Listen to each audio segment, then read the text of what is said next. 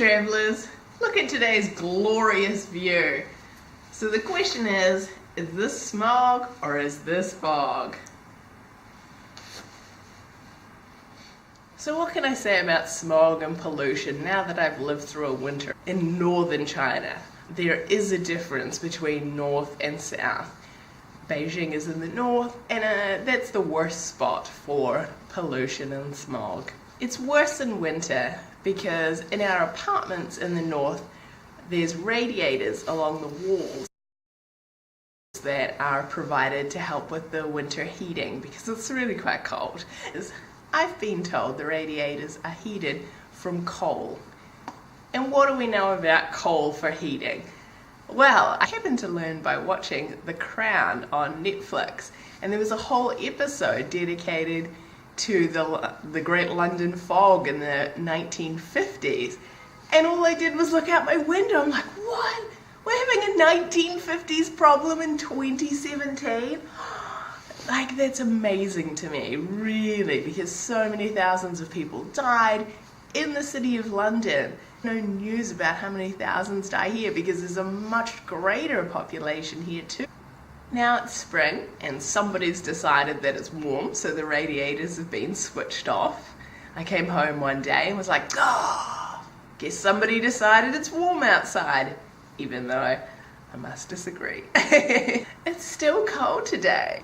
Some of you might be wondering if the pollution with my health, well, it's one of those unknowns, I must admit. A colleague was telling me it's the really small particles that are going to be the problematic ones. The adjustment I'd need to make in my lifestyle to accommodate the steps I'd have to take against the pollution, it's just too much for me at the moment, and I can't believe I'm saying this. And I wonder if I'll regret it in my future years. You see a lot of people with the masks on during the really heavy days, but some of them are those ridiculous little cloth masks, each to their own, because here's me that I walk out with nothing on. But I'd have to get an air purifier for my home. Okay, that's fine, that's totally doable. I'd also want to get one of those proper masks, not the little cloth ones. But I'd have to wear that every time I stepped out of my apartment until I returned to the apartment. And that's where I think it impacts quite a lot on my lifestyle because I need to talk to colleagues at work, to do work. I don't want to be sitting behind a mask all day. I'm just not at this time willing to make that sacrifice because it's not like once you walk into a building you can take it off and go, oh yes, I'm breathing fine. It's exactly the same air inside as outside.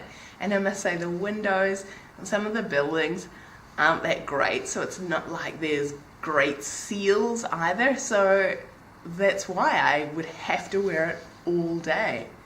Absolutely all day. And I'm not willing to make that commitment yet. I'll say yet because a time might come. And if that's the case, then I may as well just leave China. If I was so worried about the impacts of pollution, I shouldn't have come in the first place.